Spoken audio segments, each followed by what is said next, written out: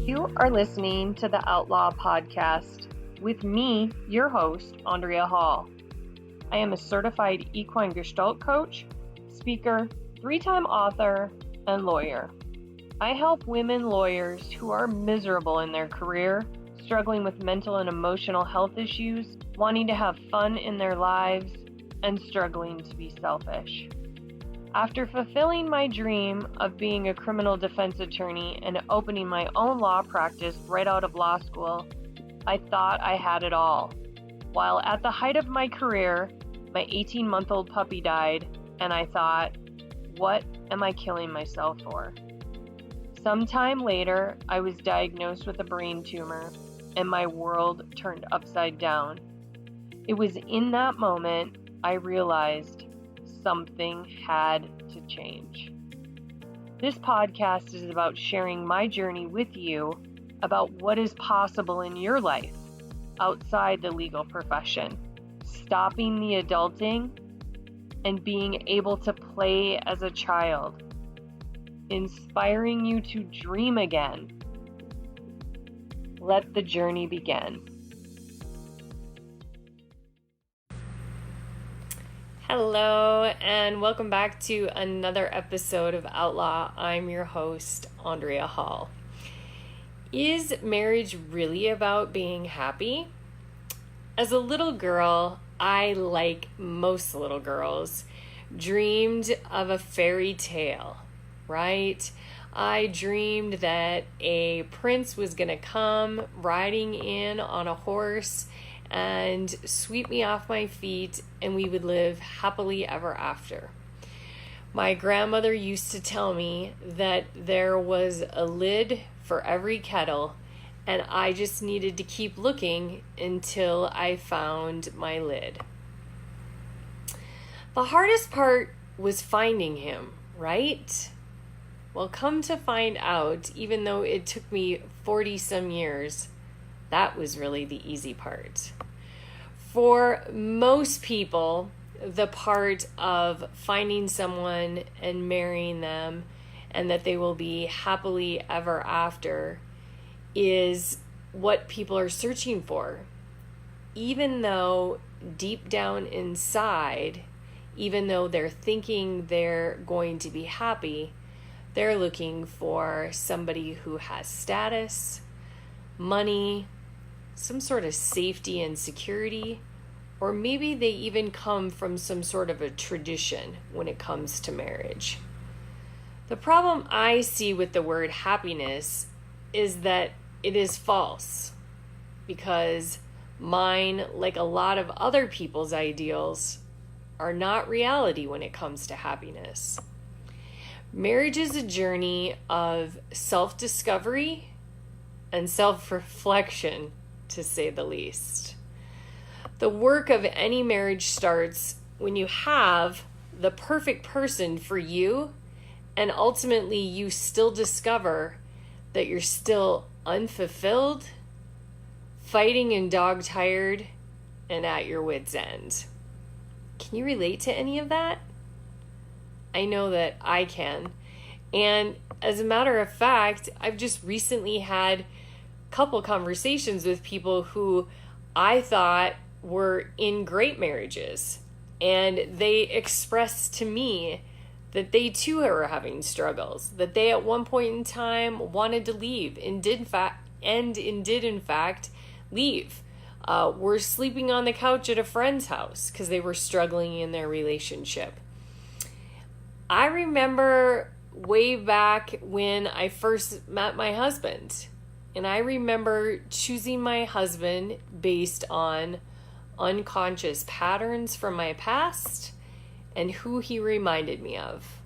Most of them were all good qualities. However, unfortunately, I, like other people, have gathered these ideas around marriage from the time I was born until the time that I got married, or up until the time that I ultimately said yes to my husband. Things like comfort, like, does he make me laugh? He's a good dancer. Will he be a good provider? things from my past relationships, trauma, things like alcohol and drug abuse, or physical and mental abuse. Those are all things that people find comfort in, whether they're good or bad. Your thoughts, your beliefs, and values, even though those thoughts, beliefs, and values may not even be your own. And ultimately, our own ideas about who we are and what we should. Sorry about that. I just got a phone call. And like I was saying, our own ideas about who we are and what we should do in life. Lastly, the one that gets most people in trouble is sexual attraction, which people often confuse with compatibility.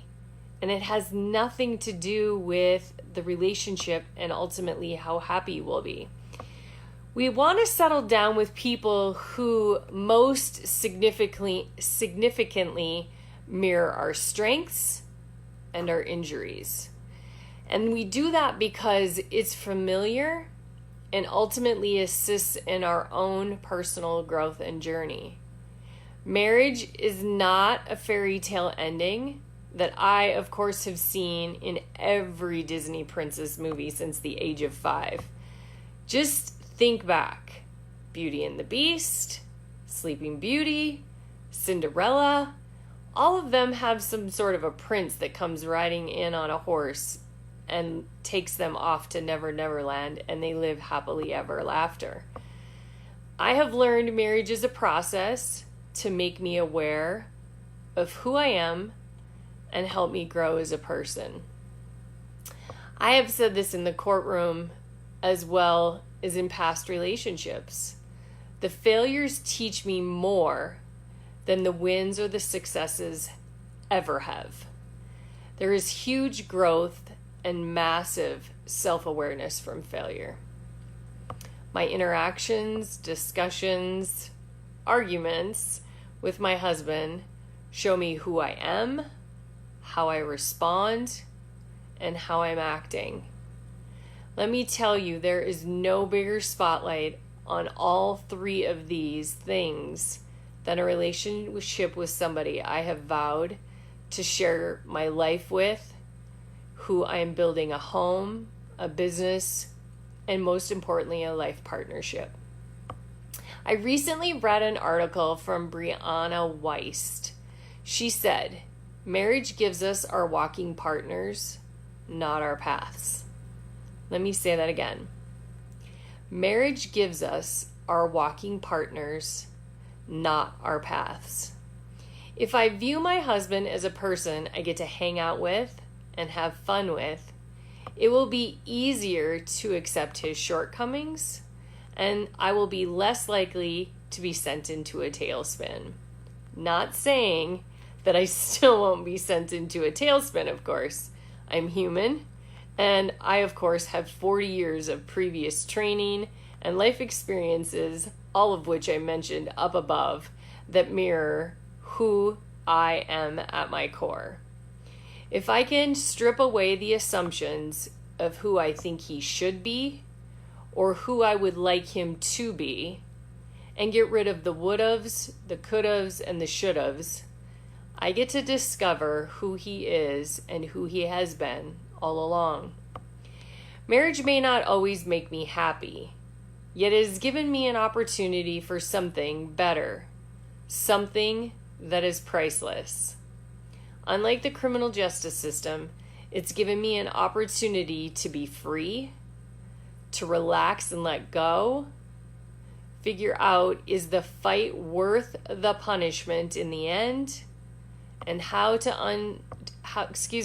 love unconditionally an imperfect person just like me. That's right. To love unconditionally an imperfect person just like me. What it is to commit, and most importantly, what it feels like to walk away and not have to be right. Like anything, the work works if you do the work. Marriage surely won't do the work for you. Guess what? The work is all mine. And that's definitely not always easy to look at. Yet ultimately, the work is all mine. Thanks for tuning in to another episode of Outlaw, and I look forward to chatting with you again soon.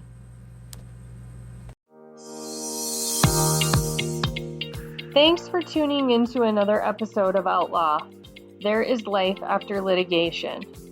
If anything I said in this episode resonates with you, call for a free exploratory session to see how I can help you.